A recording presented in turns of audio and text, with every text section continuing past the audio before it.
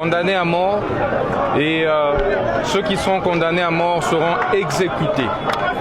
Cela servira de leçon et remettra de l'ordre et de la paix dans notre société.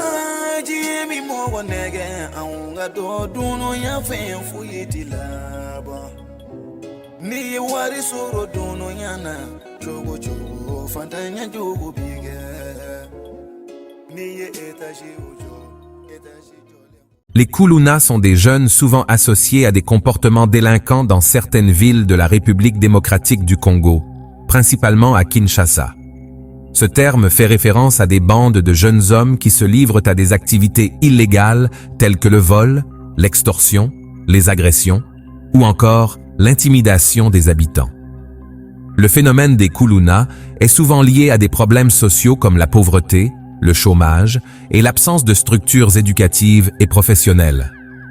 Les Koulouna sont souvent perçus comme des figures violentes et parfois même comme des rois dans certains quartiers où ils dominent la vie sociale et économique par la terreur. Ils sont parfois reconnaissables à leur manière de s'habiller, pantalons larges, t-shirts ou chemises voyantes, etc., et à leur comportement agressif. Cependant, derrière cette image de banditisme, certains analystes estiment que ces jeunes sont aussi victimes de leur environnement socio-économique difficile. Il est important de noter que bien que les Koulouna soient souvent associés à la violence et à la criminalité, certains membres de ces groupes ont également cherché à s'en sortir par l'éducation ou la reconversion professionnelle, avec des efforts locaux pour réduire leur impact dans les communautés. La peine de mort. La peine de mort des Koulouna en République démocratique du Congo, RDC, n'est pas un processus formellement encadré par la loi, mais elle est une réalité extrajudiciaire liée à la répression violente de la délinquance urbaine. Plusieurs facteurs contribuent à cette situation.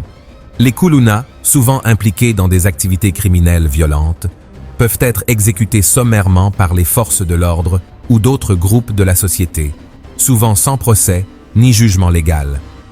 Ces actes de répression sont généralement qualifiés d'exécutions extrajudiciaires et sont considérés comme des violations des droits humains. Dans certains cas, des milices ou des groupes d'autodéfense prennent également la justice entre leurs mains en organisant des lynchages ou des meurtres ciblés, sans passer par le système judiciaire. Bien que la peine de mort soit toujours officiellement en vigueur en RDC, elle est rare dans le cadre judiciaire. La Constitution et les lois du pays prévoient la possibilité de la peine capitale pour des crimes graves comme les meurtres, le terrorisme ou les actes de guerre, mais les exécutions judiciaires sont peu fréquentes. Cependant, des violations des droits de l'homme liées à la peine de mort extrajudiciaire sont souvent signalées, surtout dans des contextes de répression de la criminalité. Les autorités congolaises, notamment les forces de sécurité, prennent parfois des mesures drastiques contre les Koulouna pour tenter de restaurer l'ordre public, notamment après des vagues de violence. Cette répression peut inclure des exécutions sommaires, en particulier lorsque les autorités estiment que les suspects représentent une menace immédiate à la sécurité publique. Ces actions sont parfois justifiées comme des mesures d'urgence, mais elles sont également condamnées par les organisations de défense des droits humains qui les qualifient de meurtres arbitraires. De nombreux Koulouna n'ont pas accès à un procès juste et équitable. Les abus policiers, les arrestations illégales et la torture sont courants dans ces affaires. Dans certains cas, ils sont exécutés sans avoir la possibilité de se défendre devant un tribunal. Ce manque de recours juridique renforce l'idée que pour beaucoup, la justice rendue aux Koulouna est souvent brutale et irréversible.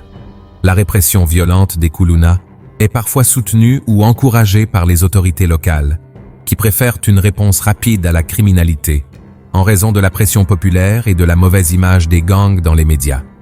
Cette approche de chasser les délinquants peut mener à des exécutions publiques, surtout dans les zones où l'état de droit est particulièrement fragile.